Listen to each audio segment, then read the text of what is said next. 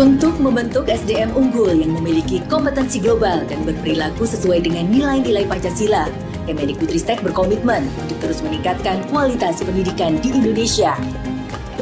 Saat ini, berbagai transformasi kebijakan telah dilakukan di jenjang pendidikan dasar, menengah maupun tinggi untuk mewujudkan visi pendidikan Indonesia.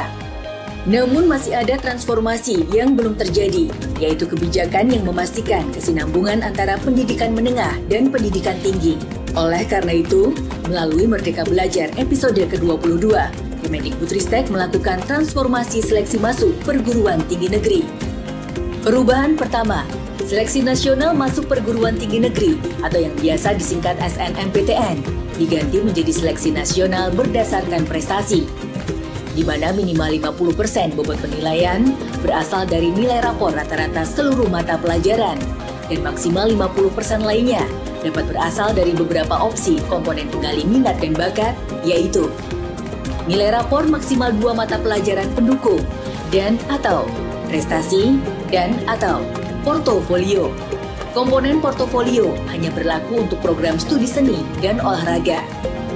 Perubahan ini diharapkan dapat mendorong peserta didik untuk berprestasi di seluruh mata pelajaran dan untuk mengeksplorasi minat dan bakatnya secara mendalam. Perubahan kedua, seleksi bersama masuk perguruan tinggi negeri atau yang biasa disingkat SBMPTN diganti menjadi seleksi nasional berdasarkan tes, di mana tidak ada lagi tes mata pelajaran dan hanya terdapat tes skolastik yang menguji potensi kognitif, penalaran matematika, literasi dalam bahasa Indonesia, dan literasi dalam bahasa Inggris. Soal dalam seleksi nasional berdasarkan tes menitik beratkan penalaran peserta didik dan tidak menguji hafalan konten mata pelajaran. Pembelajaran sesuai kurikulum sudah cukup untuk menyiapkan peserta didik menghadapi seleksi.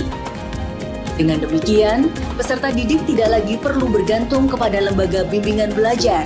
Orang tua tidak perlu terbebani oleh tanggungan finansial tambahan, dan guru dapat lebih fokus pada pembelajaran yang bermakna, holistik, dan berorientasi pada penalaran. Perubahan ketiga, seleksi mandiri perguruan tinggi negeri sebelumnya tidak memiliki standar transparansi antar perguruan tinggi negeri. Kini dalam penyelenggaraan seleksi secara mandiri, perguruan tinggi negeri diwajibkan untuk mengumumkan jumlah calon mahasiswa yang akan diterima, metode penilaian calon mahasiswa, besaran biaya atau metode penentuan besaran biaya yang akan dibebankan ketika calon mahasiswa lulus seleksi, jumlah peserta seleksi yang lulus dan sisa kuota, masa sanggah, tata cara penyanggahan, dan kanal pelaporan masyarakat. Calon mahasiswa atau masyarakat dapat melaporkan indikasi pelanggaran apabila memiliki bukti permulaan pada kanal yang telah disiapkan. Pemerintah mengajak masyarakat untuk bersama dengan kementerian berperan aktif dalam melakukan pengawasan terhadap penyelenggaraan seleksi secara mandiri oleh perguruan tinggi negeri, sehingga terlaksana seleksi secara mandiri yang transparan dan akuntabel. Secara keseluruhan, transformasi kebijakan dalam Merdeka Belajar episode ke-22 diharap dapat menghasilkan seleksi masuk perguruan tinggi negeri yang lebih holistik, inklusif, dan transparan, yang akan mendorong perbaikan iklim pembelajaran di pendidikan menengah, sehingga menghasilkan calon mahasiswa yang semakin kompeten untuk kemajuan bangsa Indonesia dan terwujudnya cita-cita Merdeka Belajar. Ya, tahapannya adalah seperti berikut ya. Pertama, sudah dilakukan pemetaan dan analisa talenta. Ya, adik-adik di sini sudah dilakukan. Nanti kalau ada yang belum dapat bisa kasih tahu guru ya. Kemudian dibuat laporan. Saya sudah buatkan dan serahkan ke sekolah. Nah, di situ ada usulan-usulan pemilihan potensi studi ya. Nah, nanti saya akan kasih contoh ya. Nah, coba Bapak Ibu ya, orang tua perhatikan sebentar, ini buat orang tua nih. Ada faktor pertimbangan biasanya penentuan jurusan studi. Ya, pertama, talenta. Talenta itu adalah identitas bakat dasar, potensi dasar anak ya.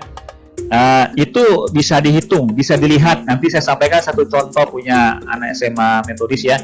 Dia bakat atau tulangan atau talenta yang bisa melihat dia cocoknya potensi studinya di mana. Karir masa depannya nanti seperti apa. Memang tidak kelihatan, tapi akan bisa terlihat ketika dilatih di sekolah. Ya, diakomodir oleh sekolah. Misalnya nih, bakatnya ada seorang sosial ya, jadi dia suka membangun hubungan masyarakat. Jadi pilih dia kelompok mata pelajarannya cocoknya pilih yang IPS.